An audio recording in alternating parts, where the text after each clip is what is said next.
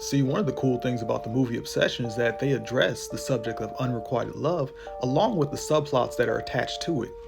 Like, how do we handle confessing our feelings and how do we respond to rejection? Now, as men, we're told to move on because there's plenty of fish in the sea, which is very true, but it begs the question of how do we address the feelings within ourselves? Because we just don't say, hey, I like you, get rejected, and then that's the end of it. I mean, it's a process.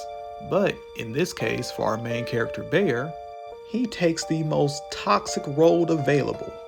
And look, I'm not gonna hold that wish against him because we've all done it. Men and women, we have wished for our crush to like us the way we like them. And let's just say our crush, our Nikki, does agree to go out with us, and things are cool at first. That's awesome.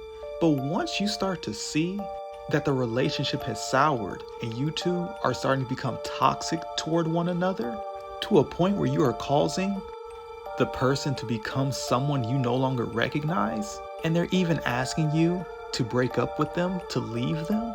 And stay with me here because I'm tying the context of the movie into real life here. But once it gets to that point, it's time to let it go.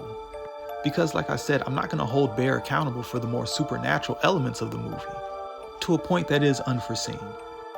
But once he starts to see Nikki, a loved one, a friend, someone who loved him, platonically at least, way beside herself, he should have immediately went into protecting her.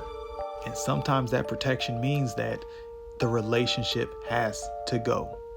You still treat that person with love and respect, but there has to be distance. However, once Bear was made fully aware of the supernatural elements of this movie, and in terms of IRL, the toxicity of the relationship, Bear still chose his own selfish desires over Nikki's needs. Even after seeing Nikki was now a shell of herself, after being made aware of her suffering and her begging him to please let her go. And to show where Bear's head is at, he responds, "What's so bad about being with me?" And that right there, ladies and gentlemen, is a toxic crush. Because brother, guess what? She's not gonna course correct. Once she wants out of the relationship or he wants out of the relationship, that's it. Grant it to them.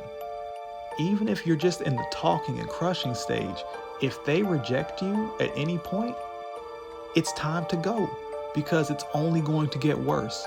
Your fantasy will only remain a fantasy. And unfortunately, that's how it is, but that is how us humans work. You can't force anyone to be